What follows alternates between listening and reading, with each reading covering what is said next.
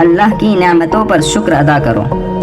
پچھلے زمانے کی بات ہے، کسی گاؤں میں ایک اندھا، ایک گنجا، وہ شخص جس کے سر پر بال نہ اگتے ہوں، اور ایک کوڑھی یعنی وہ شخص جس کے جسم پر بیماری کی وجہ سے جگہ جگہ سفید داغ ہوں رہتا تھا۔ اللہ تعالیٰ نے ان تینوں کو آزمانا چاہا تو ان تینوں کے پاس انسان کی شکل میں ایک فرشتہ بھیجا۔ وہ فرشتہ سب سے پہلے کوڑھی کے پاس آیا اور اس سے پوچھا، تمہیں سب سے زیادہ کون سی چیز پسند ہے؟ اس نے کہا، میں چاہتا ہوں کہ میری بیماری دور ہو جائے، میرا رنگ اور میری کھال اچھی ہو جائے تاکہ لوگ مجھ سے نفرت نہ کریں۔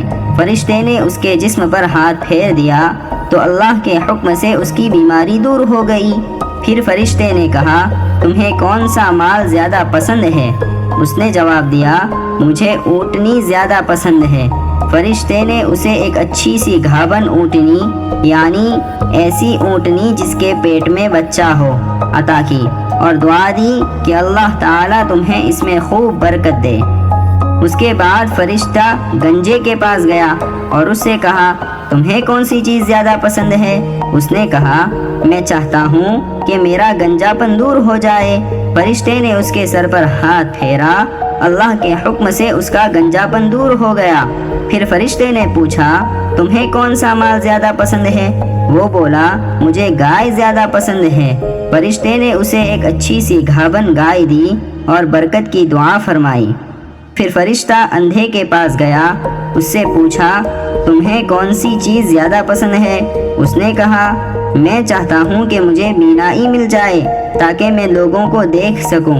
فرشتے نے اس کی آنکھ پر ہاتھ پھیرا، اللہ تعالیٰ کے حکم سے اس کا اندھاپن دور ہو گیا اور اس کی آنکھ کی روشنی لوٹ آئی۔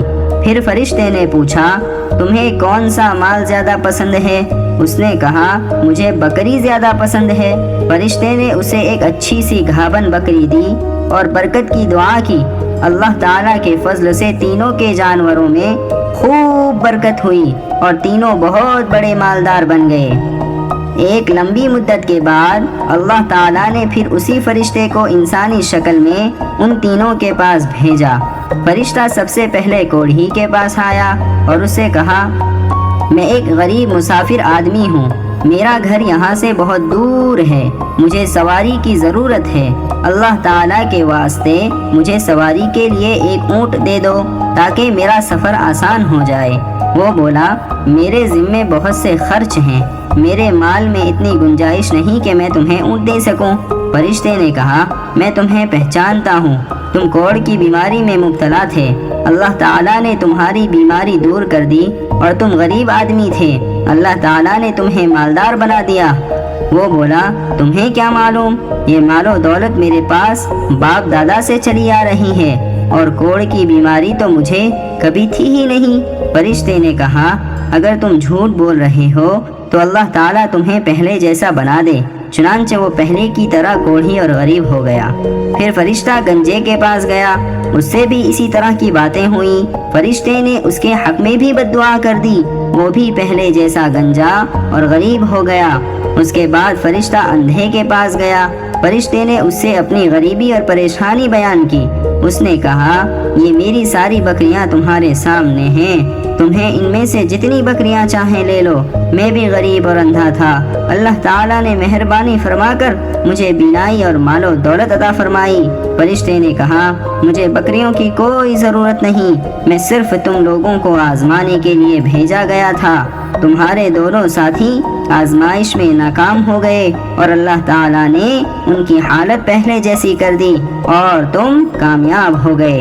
اللہ تعالیٰ تم سے راضی ہوا اور اب تمہارے مال میں مزید برکت ہوگی۔ پیارے بچوں، ہمارے پاس جتنی نعمتیں ہیں وہ سب اللہ کی دی ہوئی ہیں۔ آنکھ، کان، ناک، ہاتھ، پیر، دماغ اور مال و دولت سب کچھ اسی کا دیا ہوا ہے۔ ان نعمتوں کو اللہ کے حکموں کو پورا کرنے میں لگانا چاہیے، یہی ان نعمتوں کا شکر ہے، اور برے کاموں میں ان نعمتوں کو ہرگز خرچ نہیں کرنا چاہیے، ورنہ اللہ تعالیٰ ناراض ہو جاتے ہیں۔